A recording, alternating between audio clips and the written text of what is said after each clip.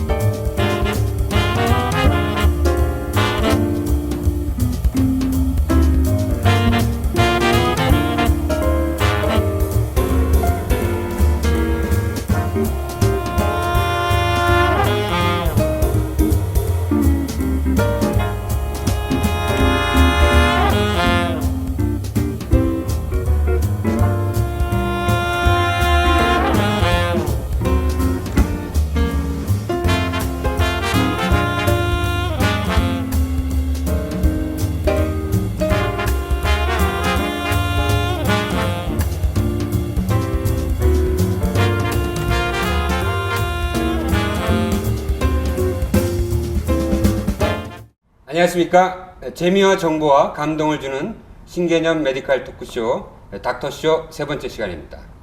한국인들은 아주 즐거울 때도 좋아 죽겠다, 이렇게 죽겠다는 표현을 쓰고요. 괴로울 때도 죽겠다는 표현을 씁니다.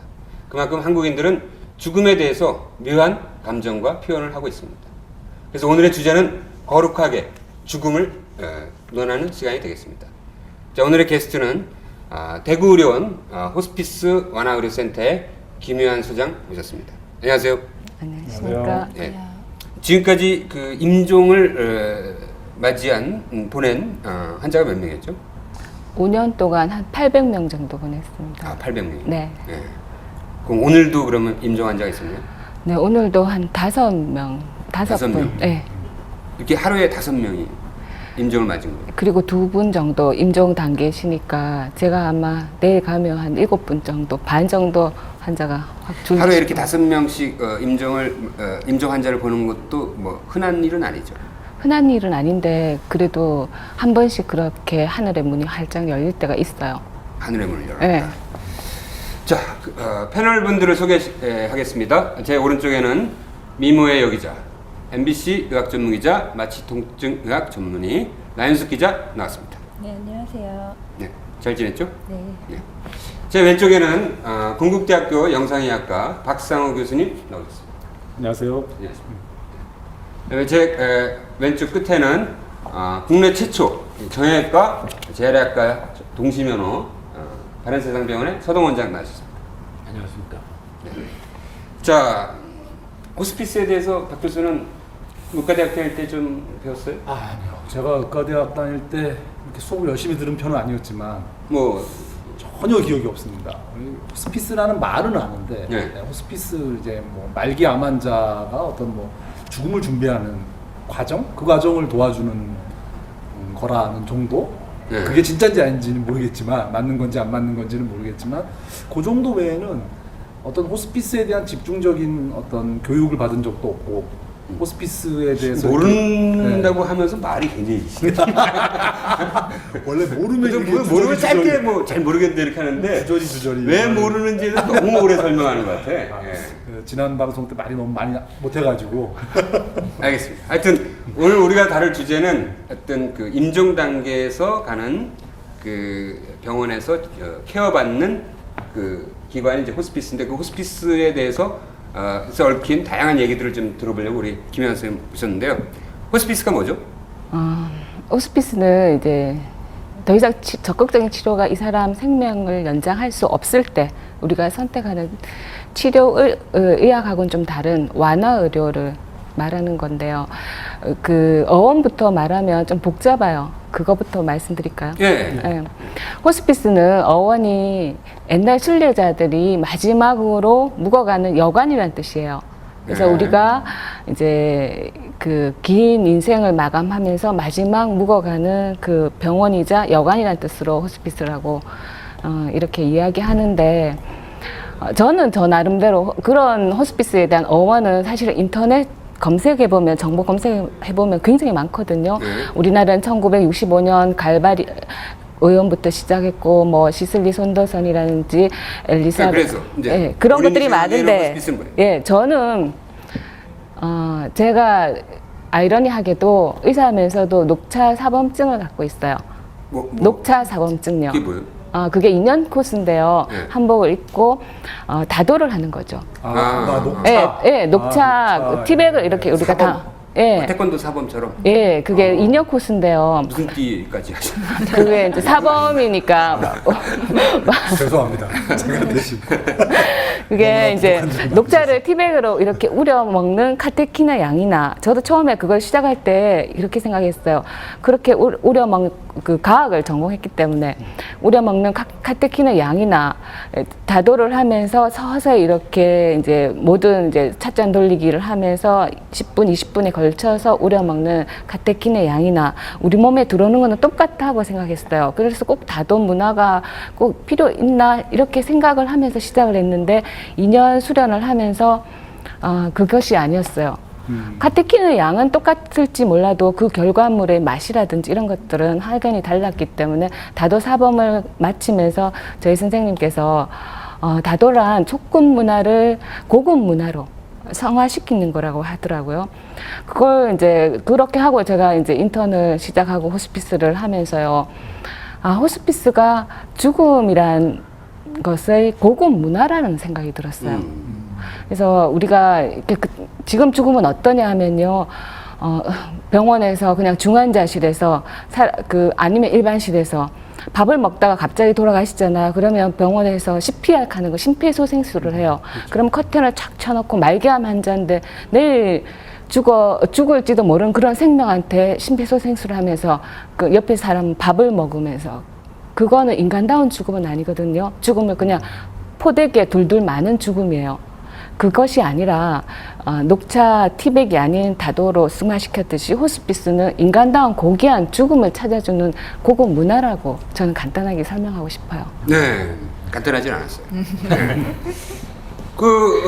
김혜원 선생님 그 환자 중에 네. 살아서 태어나신 분이 있나요? 지금요? 아니요, 이전까지 800분. 호스피스 병동에서. 호스피스 병동 제가 이제 5년밖에 못했기 때문에. 제가 한 건 지금은 거기서 없습니다. 치료돼서 나가는 곳은 아니다라는 거죠. 그렇죠. 병원이긴 하지만. 예. 그렇죠. 거기서 결국에 임종을 하는 곳이죠. 그렇죠. 그렇죠. 그런데 제가 이게 질문하고 싶은 네. 게요. 어떤 여배우가 3번 이혼을 했어요. 네. 자꾸 호스피스 하면 죽음을 강조하는데요. 3번 이혼을 했는데 기자가 물었어요. 당신은 왜 그렇게 이혼만 하느냐고. 네. 그런데 그 여배우가 아주 똑똑하게요. 나는 3번 뜨겁게 사랑을 했었다고. 3번 결혼을 했기 때문에 이혼을 했잖아요. 말대로요. 네, 그러니까 저도 꼭 죽을 환자가 왔기 때문에 돌아가시는 거죠. 우리 자체가 죽음만 보지는 않는다고 말씀드리고 싶어요. 하여튼 어찌됐건 이 재진 환자가 없어요. 단골 환자가 없어. 그죠? 단골 환자는 없지만 단골 과정은 있어요. 그렇군요. 야, 이거 네. 의미 있는 말이에요. 우리 소원장은 단골 환자가 있나요? 단골 오면 안 오는 거 아니에요, 혹시?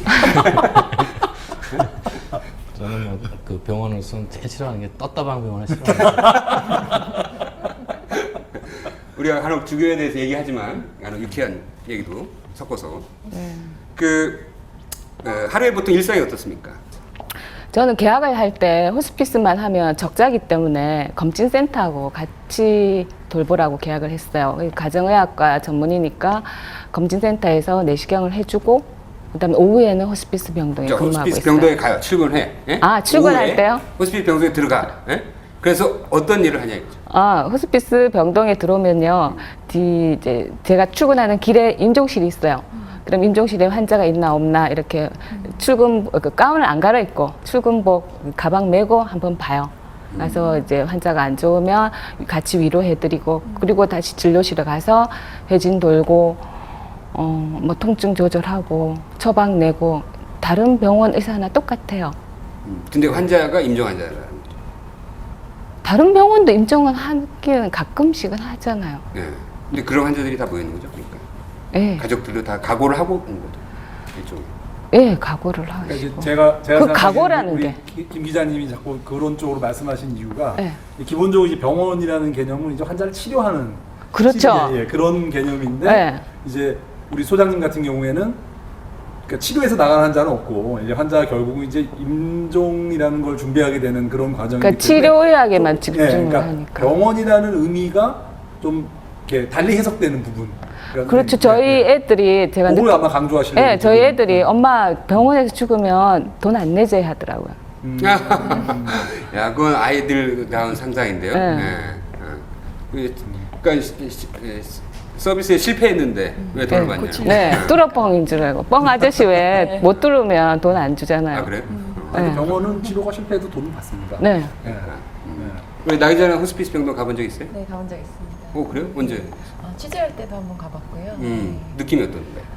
그때 거기서 보호자를 한번 만났는데 이제 너무 밖에 있을 때랑 안에 있을 때 너무 다르다고 얘기를 많이 하셔서 이것이 좀 환자뿐 아니라 가족들한테도 참 마음의 안정을 좀 많이 주는구나라는 생각을 굉장히 만족해하시는 네. 모습을 보셨군요. 네네네. 그러니까 되도록 안 나가고 싶어 하시더라고요.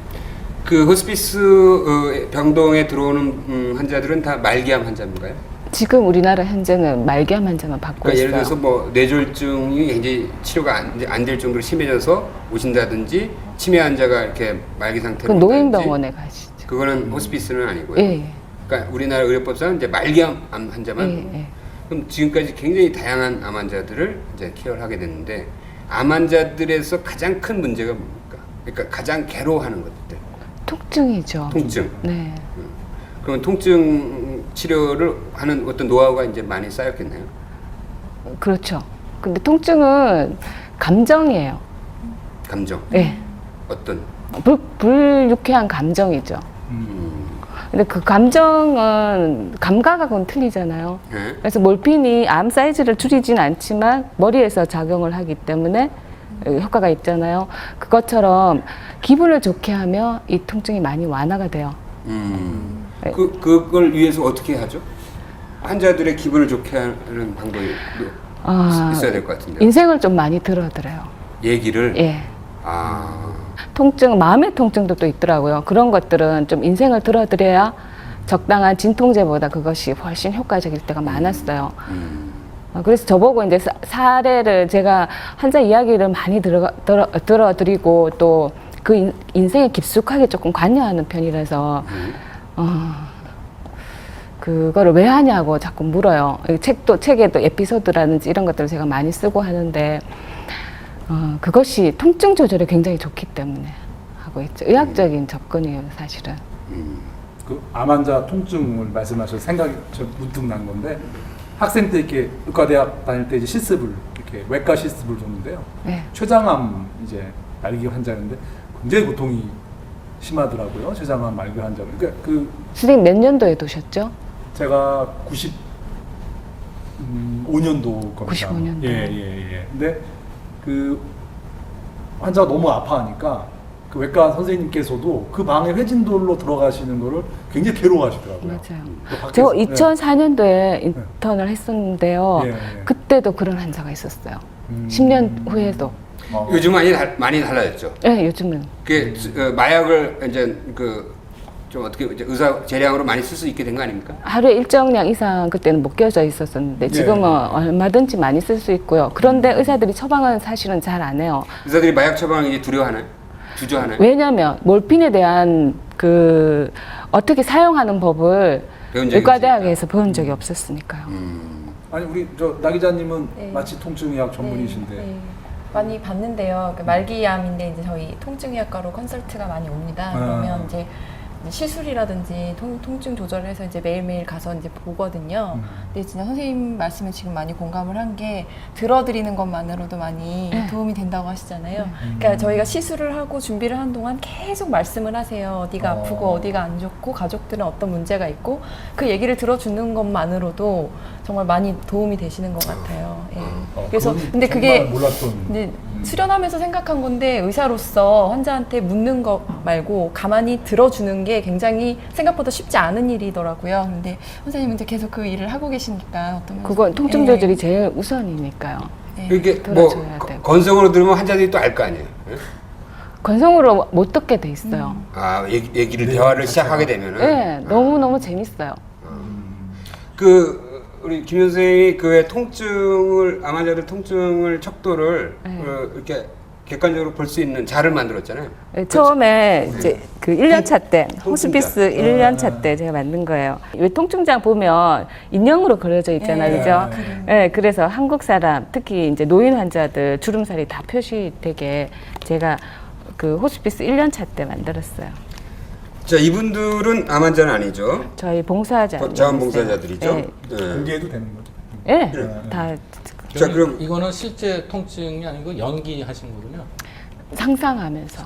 네. 그러니까 이게 그 영인 것이 이제 가장 통증이 없이 행복한 표정. 네. 그다음에 10번이 아주 제일 괴로울 때의 네. 표정이죠. 이건 뭘 기준으로 한 겁니까? 기본 통증자가 있어 인형으로 된 게, 아. 예, 그거 하고 이제 검증도 했어요. 사실은 논문을 데이터 다 만들었는데 쓸 시간이 없어서 못 쓰고 있는데요. 그 데이터베이스로 하니까 유의성이 있더라고요. 그 근거를 해서, 예. 자, 이게 통증자를 보면은 궁금하실 것 같은데 이 0번이 가장 통증이 없고 행복한 표정을 표시한 거고요. 이 10번이 그 통증으로 해서 가장 괴로울 때 표정을 한 겁니다. 물론 이거는 연기를 한 건데 그 객관적인 데이터에 맞춰서 표정을 한 거죠. 그 통증의 상태에 따라서 이 표정을 보고 어느 정도 상태구나 이렇게 알 수 있도록 만든 게 우리 김혜연 선생님의 한국형 통증자. 그죠? 우리 박상현 선생님 얼굴을 딱 보면은 뭐 암도 안 걸렸는데 지금 벌써 통증이 한 3번 정도 돼 있습니다. 저도 나 이걸 보면서 느끼는 거지만 내 평소에 그냥 아무런 그냥 아무 생각 없이 있는 표정이 약 3번에 가까운 것 같아. 그만큼 한국 사람들은 되게 심각한 표정을 짓고 있는 거 아닌가요? 그쵸. 통증 사면 오피오이드, 마약성 진통제 써야 돼요. 4번부터 마약성 진통제를 써야 돼. 되게 기뻐하시는데요. 아니, 약에 의존하시면 되겠네요. 이제. 약을 쓸 수 있다는 거예요. 아니, 굉장히 기뻐하시는데요. 밖에서 좀 지나가면 마약 써야 돼. 지금 영 되셨습니다, 다시. 지금. 마약 얘기 듣고 저 말로만으로도 치료가 되시는군요. 마약을 쓰고 계시지 않으세요? 니코틴이라는. 뒤에 보면 또 이제 마약성 진통제를 어떻게 쓰는지 방법도 있고요. 이렇게 4번부터는 마약성 진통제 처방 대상이에요. 네네. 암 환자의 이게 좋네요. 경우요. 근데 이제 저도 요거를 가지고 있는데 이제 비주얼 아날로그 스케일이라고 예, 해가지고 맞아요. 그 말씀하신 것처럼 이게 모식도로나 인형이나 이런 뭐 찡그리는 거로만 돼 있는데 실제로 이렇게 모델께서 시연을 해주시니까 환자분들이 좀 더 정확하게 예. 그 통증 정도를 좀 말씀해 주실 수 있을 것 같아요. 그렇죠. 예, 예. 제가 듣기로는 이거를 만들 때 자원봉사자들에서 이제 연기 예, 콘테스트 한 연기. 거죠. 예, 그죠? 예. 네. 아, 선발되신 분들이신가요? 선발- 저도 했었는데요. 저는 4 이상은 표정이 안 되더라고요. 4 이상이 안 나온다. 연기가 안 되더라고요. 그러니까 괴로운 표정이 예. 항상 밝게 사시는. 그런 건 아니고 연기가 안 그 돼. 박상우 교수를 부르면 우리 연극반 출신이에요. 10번 한번 해봐주세요. 10번 한번 해줘. 10번. 아니에요? 이런 탈락이야. 6번 정도 되나요? 이게 심사도 연출가가 연극 연출가. 아니요, 이거는 호스피스 기관에 있는 분들한테 다 설문지 해서. 그래도 뭐 환자 보고 이렇게 갖다 대진 않죠, 이거 갖고. 이 환자용은 이게 병동에 가면 판넬로 큰 게 있어요. 환자들은 이게 우리 노인 환자가 많기 때문에 이걸로는 작거든요. 이건 의료진 교육용이고요. 예. 그 표정 칠은요. 산통, 아기 넣는 고통이거든요. 여기에서 선생님 아시네. 여기에서 이제 몰핀을 적당하게 쓰면 0으로 떨어져요. 네. 환자들 얼마나 기분 좋겠어요. 의사를 보면 명의를 만난 거예요. 암이 다 나은 것 같은 거예요. 이제 살 수 있다는 희망을 줄 수 있거든요. 그래서 그 재미로 사실은 호스피스를 해요. 네. 마약은 어떻게 씁니까? 그러니까 어느 정도 용량? 그러니까 상상 일반인 뭐 비교한다면? 마약을 처음 노출하는 사람과 기존 마약을 쓰던 사람하고는 용량의 차이가 있거든요. 그런 것이 표 뒤에 보면 다 있어요. 그러니까 일반적으로 어느 정도 용량이에요? 우리가 생각하는 용량이. 용량 사람마다 감정이기 때문에 다르거든요. 1000ml를 100ml를 한꺼번에 드리는 사람도 있고요. 1ml씩 드리는 사람도 있어요. 그 정도로 감정- 차이가 나는 거예요? 그렇죠. 개개인 차이가 많은 거죠. 주로 IV로 사용하세요? 혈관 주사로? 정맥 주사. 정맥 주사. 그 몰핀은요, IV나 그 피하지방 SC가 제일 좋은 루트고요. 네. IM 하면 안 돼요. 네. 근데 의사들이 얼마나 근육 많이 주사는- 하는지. 네. 근육 주사는 아주 통증이 심한 환자인데 뭐 정말 마약을 많이 썼어요. 몰핀 용량을. 그래도 이 3번 이하로 안 나오는 사람이 있나요? 저는 그런 경우는 별로. 한 번도 없어. 네. 저희가 배울 때도 임종 단계 환자분한테는 그 마약 용량이 최대한 정해져 있는 게 없고 최대한까지 쓰라고 돼 있었거든요. 네, 그게 실링 이펙트라고 네. 천장 효과가 없는 거예요. 모르시죠, 잘. 3 이하로 안 내려가는 사람도 있습니다. 교통사고 환자들은 네. 아무리 몰피를 쓰고 좋다고 하면 퇴원시키는 거예요. 일찍 태어나는 거 싫어하는 삶의 사람. 상황 유지해야 되나. 아, 그래야 진단이 오래 나오고. 이거 뭐 연습을 했던 말 되네, 말 되네. 저희 환자들 중에는 이렇게 패치처럼 네. 이렇게 파스처럼 붙이고 있는 경우도 있는데 그 효과가 똑같나요? 그런 경우도? 그게 3일간은 이렇게 네. 롱텀한 그 길게 가는 마약성 진통제 몰핀하고 똑같아요. 네. 마이크로 단위라서 굉장히 작은 용량에도 효과적이죠. 그래서 이제 의사들이 잘못 알고 있는 부분, 예를 들어서 뭐 몰핀을 많이 쓰면 큰일 난다. 이런 중독이 된다. 중독된다. 중독된다. 그쵸. 이런 건 아니다 이거죠, 절대. 그 쓰면 중독되기도 해요. 그때 그 확률이 교통사고 나서 죽을 확률하고 똑같고요. 초보 골퍼가 네. 한번 그 초보 골퍼가 홀인원 할 확률하고 똑같아요. 그러니까 통증이 아주 심한 사람이 몰핀을 맞아서 몰핀에 중독될 확률이 그렇다는 거죠. 그렇죠. 그 우리 애기 놀 때도 뭐 동분만 할 때 거기 몰핀 쓰잖아요. 네네네. 그죠? 저는 지금까지도 몰핀을 과용량을 좀 많이 썼다 하면 이거는 좀 중독이 될 수도 있다라고 생각을 하고 있었거든요. 그래서 이렇게 막 써도 되나 하는 실리 생각을 그 천장 효과가 없어요. 몰핀은. 어. 타이레놀은 6알 이상 쓰면 간에 독성이 생기잖아요. 예. 그런데 몰핀은 쓰면 쓸수록 효과가 있는 거예요. 통증에 대한 톨러런스가 없어요. 그러니까 뭐 양을 더 늘려야 된다든지 뭐 이런 건 아니라는 그는 말씀이시죠? 암이 이제 통증이 더 많아졌을 때지. 예. 약 때문에 또 예. 약을 늘려야 되는 경우는 아니다. 예, 내성이 어. 생겨서 그런 건 아니에요. 약 자체로는 굉장히 좋은 약이긴 해요. 몰피는. 신이 내린 그 마지막 선물이죠. 그래서 이렇게 김 기자님이 좋아하시는군요. 근데 신이 내린 뭐 이렇게 무슨 선물 보약 그런 게 너무 많아. 뭐 운동은 신이 내린 보약 뭐 이런 것도 있고. 몇 가지나 쓰고 계시는지. 하여튼 그런 게 많아요. 몰핀은 신이 뭐라 내린 설명할 방법은 없죠. 그걸 좀 정리 좀 해줘야 되는데 몰핀은 하여튼 신이 내린 마지막 선물. 선물. 우리가 암으로 죽을 확률이 많으니까요. 예. 아 그렇구나. 네. 내가 나중에 암에 걸릴 3명 중에 1명은 암에 걸리니까요. 종리암이든지. 그러니까 결국에는 몰핀의 그 신이 내린 선물의 혜택을 입을 수도 있겠다는 뭐 생각이 선물을 꼭 받아야 되는데 사람들이 안 받아요. 중독이 된다고. 그런 개념으로 생각해야겠네요. 네. 굉장히 그래서 의미 있는 말이다. 그 의료인들 중에 의외로 이 몰핀 중독된 사람들이 많다고 또 얘기는 들었거든요. 그 자기가 마음이 괴롭거나 그러면은 이제 뭐 장에 있는 거? 약장을 열어서 그 마약 걸리고 위반 사례인데. 그런 의료인들이 꽤 많았었다는 전설. 근데 이렇게 통증이 없을 때 자기가 몰핀을 맞으면 중독될 수 있는 거잖아. 그렇죠. 그렇지. 그러니까 통증이 있을 때는 중독이 안 된다. 중독이 안 된다. 착각하면 안 되는 거지. 그러니까 기분이 나빠서 맞는 거하고는 또 다른 거거든요. 완전히 다른 거죠. 그죠? 자, 그래서 결론적으로 통증 환자한테 마약을 써도 그 홍수 환자는 마약에 중독되지 않는다. 그 확률은 굉장히 드물다. 네. 그리고 통증이 심할수록 그 마약의 용량, 몰핀의 용량은 늘려도 큰 상관은 없다. 반면에 통증 없이 그냥 마약을 사용할 경우에는 중독될 수가 있다. 네. 이렇게 결론 내면 되는 거죠. 네. 통증 없이 그 몰핀을 맞으면 정말 기분이 좋아지나요? 그거는 제 전문이 아니라서. 밖에서한테 물어봐야 돼. 알아서 못 물어볼 거예요. 저 요즘 기분이 되게 좋아요. 오늘 자, 근데 재미난 거는 우리 김현 소장님이 그 죽음을 앞둔 임종 환자들의 그 표정을 이렇게 0번까지 해놓고 그분들의 사진을 찍었어. 죽음을 앞둔 환자들의 그 웃는 모습을 찍었어. 그렇죠? 네. 어떻게 찍었어요? 쉽지 않을 것 같아요. 저희 병동도 살아가고 있다는 걸 보여주고 싶었어요.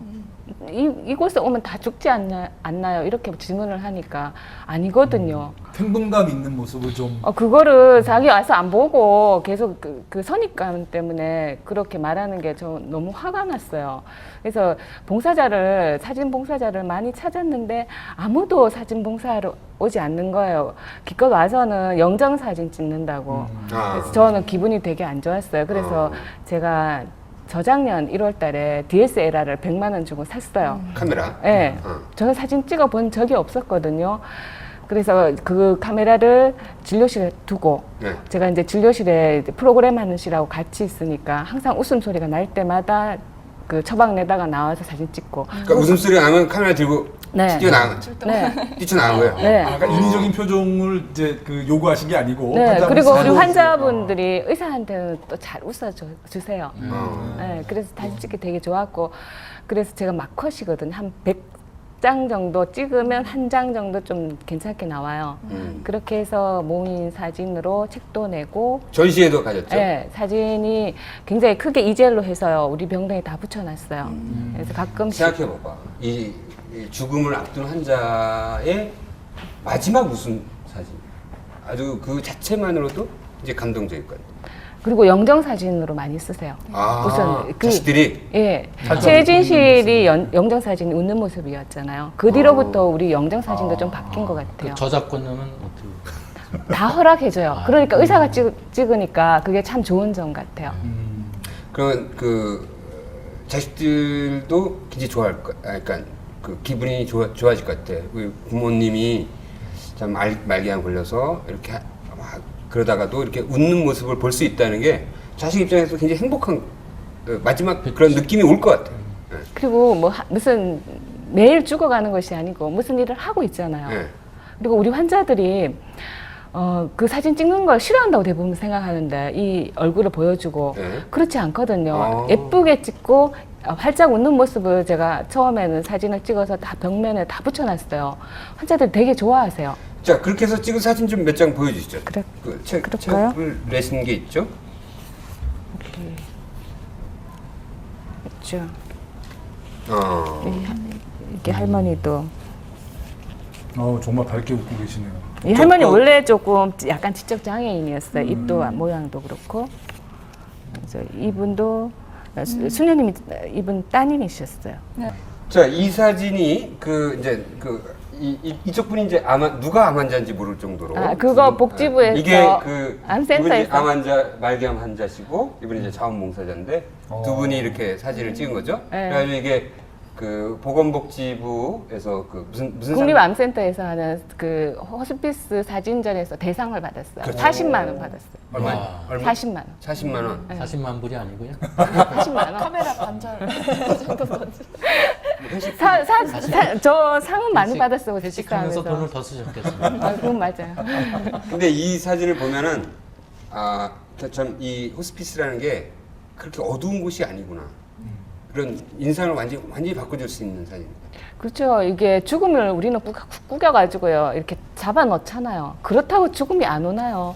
그래서 저는 이렇게 드러내서 화난 걸 자꾸 보여주고 싶어요. 그게 굉장히 어려운 부분인 것 같아요. 특히 의사들은 또 이제 죽음 뭐 이런 거를 상당히 좀 이렇게 약간 뭐랄까 터부시 금기시 하잖아요. 저도 그랬어요. 예. 그리고 이제 우리 김 기자님 말씀하신 것처럼 호스피스 하면 굉장히 뭐 좀 우울하고 어둡고 막 이런 생각만 해서 의도적으로 좀 약간 깊이 하는 듯한 생각을 좀 했었거든요. 그러니까 치료 실패로 환자가 죽는다는 거를 의사들은 그 자기가 실패했다고 생각하는 거예요. 굉장한 자만인 거지. 제가 실제로 병동에 가봤을 때도 네. 그러니까 굉장히 좀 어두울 것 같고 굉장히 제가 가서 많이 조심해야겠다는 생각을 많이 하고 들어갔는데 그냥 일반 병실하고 다른 게 없고요. 오히려 이제 오래 계시다 보니까 이제 다들 친하신 거예요. 그래서 사람 사는 냄새 뭐 그 너무나 친하게 너무나 즐겁게 밝게 지내시는 거예요. 그래서 생각보다 굉장히 그 밝은 거에 인상을 많이 받았어요. 이 자식들이 이 말기암인 부모의 웃는 모습을 보고 저렇게 환하게 웃는 것은 처음 본다. 그런 분도 계셨어요. 이렇게 말씀하시는 분들도 있나요? 네, 한 분 계셨어요. 할아버지가 굉장히 과묵하고 경상도 남자들이 안 웃잖아요. 근데 저는 계속 웃기거든요. 환자. 그리고 친해지니까 꼭 김치, 뭐 멸치 대가리 이렇게 하면서 사진 찍거든요. 네, 멸치 대가리? 리 이렇게. 네. 요즘 보니까 뭐 이효리 하는 거기서 뭐 한숨씩 하다가 이효리로 바꾸세요. 멸치 네. 대가리보다 이효리를 모르실 수 그거 할아버지들이 몰라요. 모르시죠? 아, 그럼 김세레나 뭐 그래야 되나? 네. 라 하면 안 돼요. 네? 이로 끝나야 돼요. 이로 끝나는 거. 자, 지금까지 뭐 많은 사연에 있는 이제 말경 환자들을 이런 컬러풀 호스피스에서 네. 어떻게 보면 이제 맞이하고 보냈잖아요. 네. 가장 그 기억에 남는 그 환자가 있다면. 지금도 저희 병동에 이제 14분이 계시지만 지금도 사연이 기구한 사연이 되게 많아요. 그렇죠. 뭐 어떤 걸 이야기해 드릴까요? 모든 죽음엔 다 사연이 있고 묘비마다 네. 사연이 있는 건데 그 할머니 왜 청각 저 참 부러운 죽음이 한 분 계셨어요. 좋은 부러운 죽음. 예. 저도 인간이기 때문에 저 죽음은 참 저 할머니는 참 부럽다. 왜냐하면 방문객이 제일 많았어요. 찾아오는. 어떤 할머니였죠? 예, 그 할머니 그 청각 장애인이었어요. 청각장애. 예. 그럼 말씀도 잘 못하셨겠네요. 말씀은 그래도 조금 하실 수 네. 있었는데 고아원에서 시각장애인 선희 할머니와 할머니는 성함이 옥순이 할머니였거든요. 네. 두 분이 같이 만나면서 한평생을 그 눈먼 사람을 위해서 밥을 해줬어요. 전국에 눈먼 사람들이요 매일 오시는 거예요. 할머니한테 밥 얻어먹은 사람들이.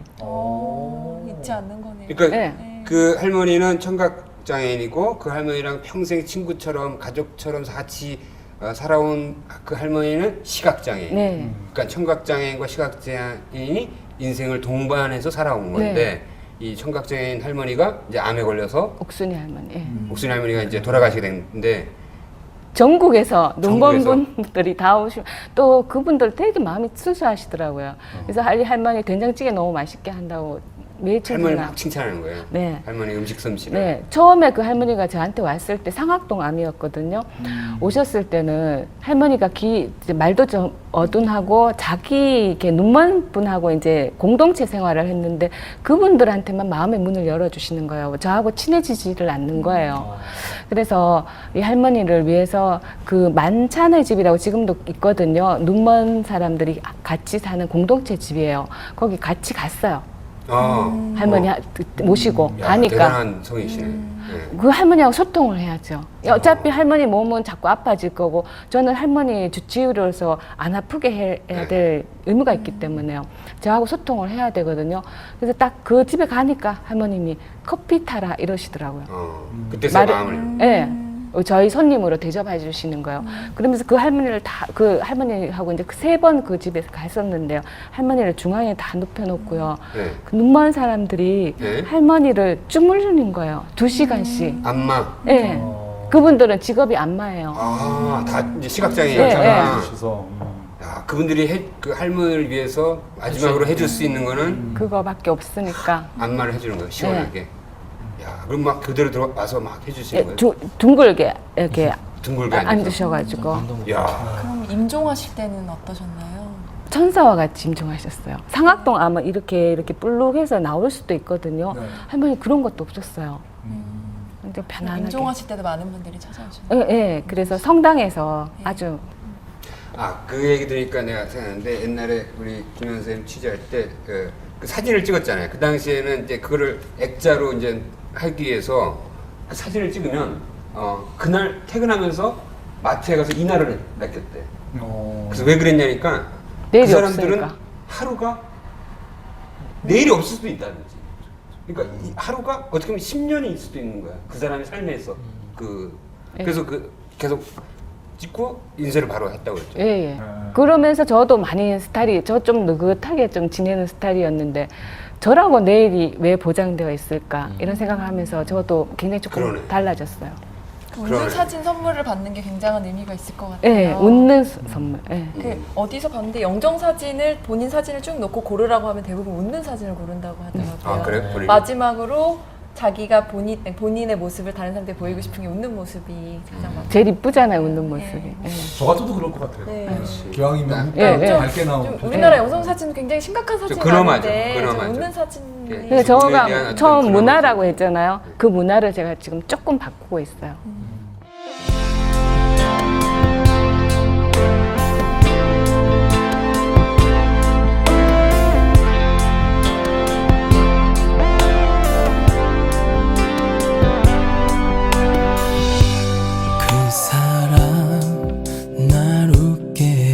사람 그 사람 날 울게 한 사람 그 사람 따뜻한 입술로 내게 내 심장을 찾아준 사람 그 사람 지울 수 없는데 그 사람 잊을 수 없는데 그 사람 내 숨 같은 사람 그런 사람